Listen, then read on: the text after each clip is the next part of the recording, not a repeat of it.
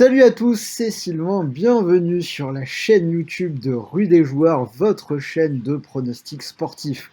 Aujourd'hui dans cette vidéo, une seule question, le PSG va-t-il se qualifier pour les quarts de finale de la Ligue des Champions face au Real Madrid? Je vais vous donner mon analyse, mes pronos, on va essayer de répondre à tout ça.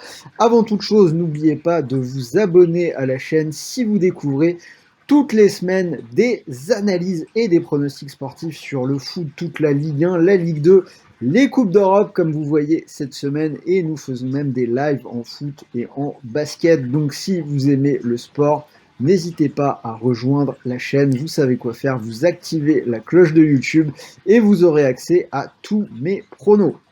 Alors, pour parier sur ce gros match entre le Real et le PSG, je vous propose d'utiliser le tout nouveau bonus d'inscription sur TheBet, bonus particulièrement intéressant puisque votre premier dépôt est doublé, c'est-à-dire que vous pouvez déposer 100 € et jouer avec 200 € à l'occasion de cette Ligue des Champions, donc c'est plutôt intéressant.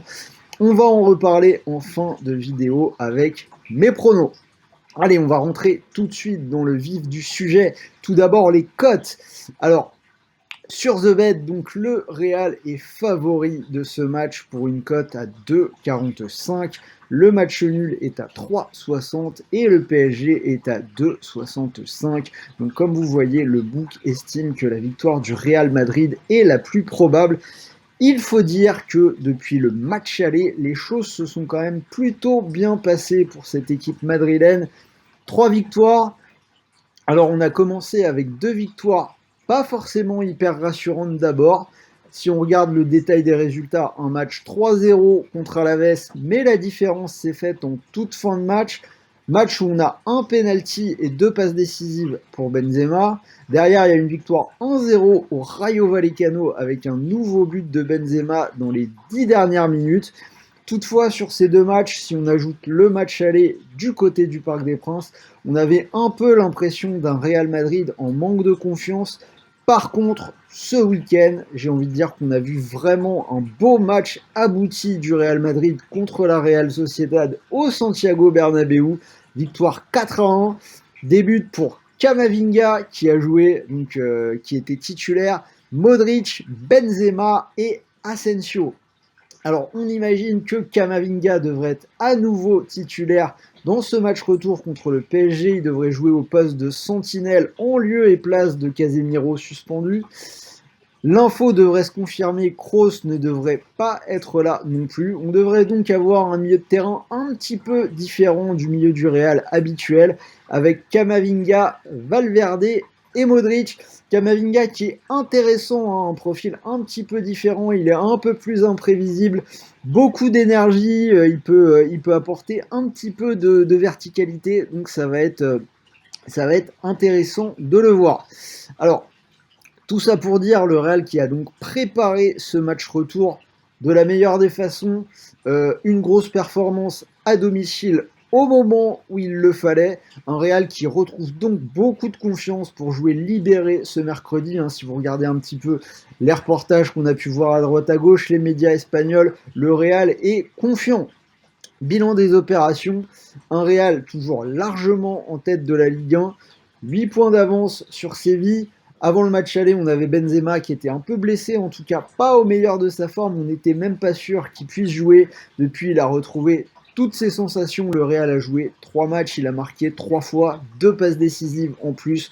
Donc Benzema qui devrait arriver au top. En face, j'ai envie de dire que c'est un tout petit peu moins clair pour le PSG depuis le match aller. On a 2 défaites en 3 matchs.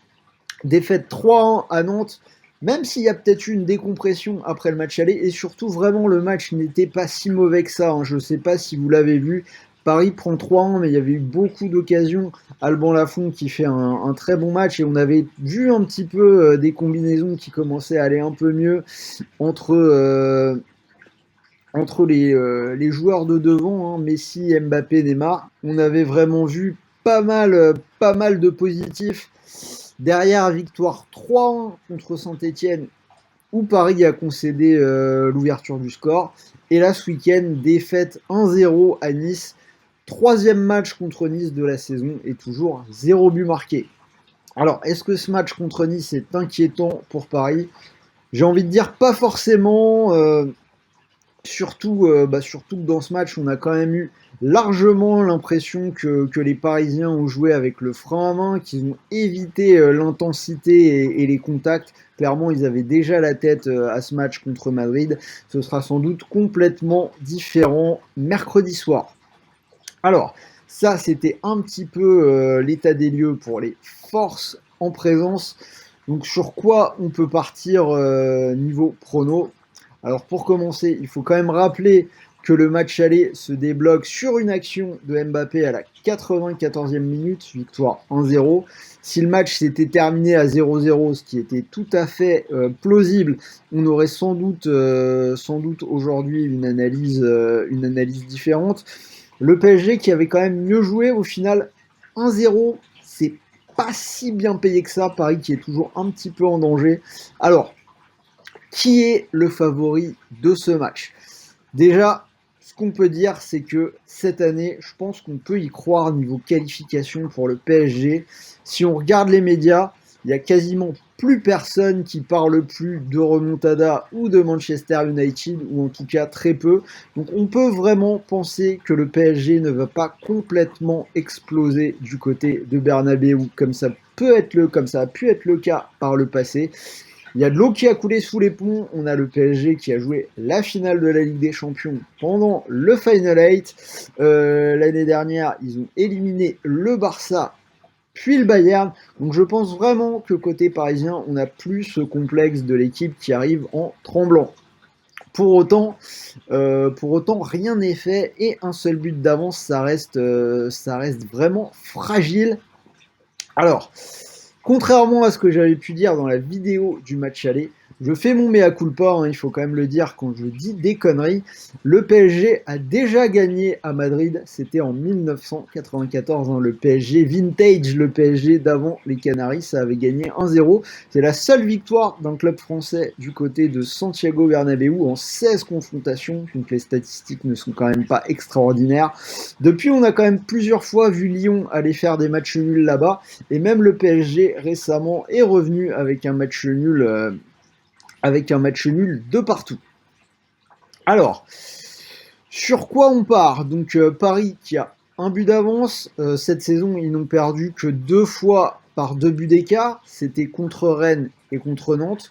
On peut penser qu'ils peuvent tenir le choc. Après, en face, il y a quand même pas mal d'éléments pour contrebalancer ça. C'est que le Real a quand même sorti de grosses performances au Bernabeu, notamment dans des matchs importants. On a vu qu'ils ont gagné par exemple 2-0 en championnat contre l'Atlético. En phase de poule, ils ont battu l'Inter 2-0. Et Paris, sur ses 12 derniers matchs à l'extérieur, a concédé 10 fois au moins un but. Les 2 fois où ils ne concèdent pas, en plus, c'est contre des divisions bien inférieures en Coupe de France. Donc, selon moi, il faut s'attendre quand même à encaisser au moins un but. Je pense que le Real va marquer. Je pense quand même que Paris peut également marquer. On a vu Carvajal vraiment en difficulté au match aller contre Mbappé.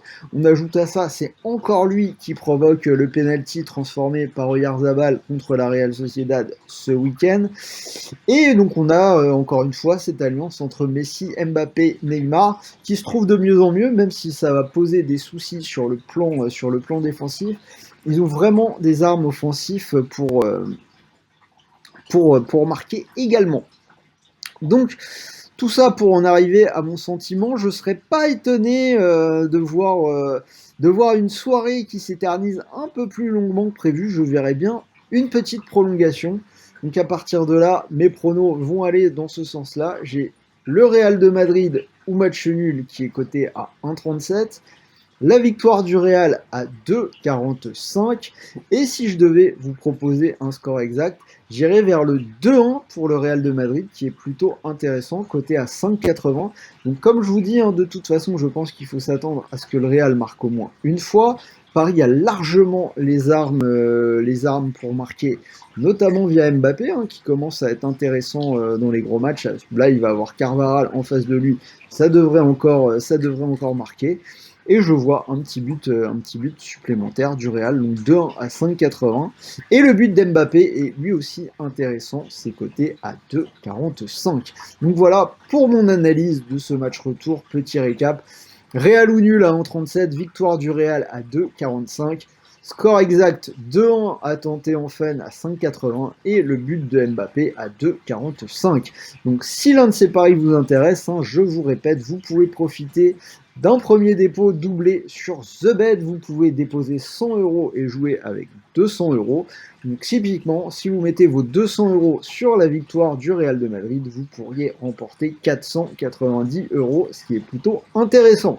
Donc voilà, n'hésitez pas à me dire dans les commentaires ce que vous pensez de cette analyse. Dites-moi si vous voyez, si vous êtes d'accord avec moi, si vous voyez le PSG s'imposer éventuellement, se qualifier éventuellement.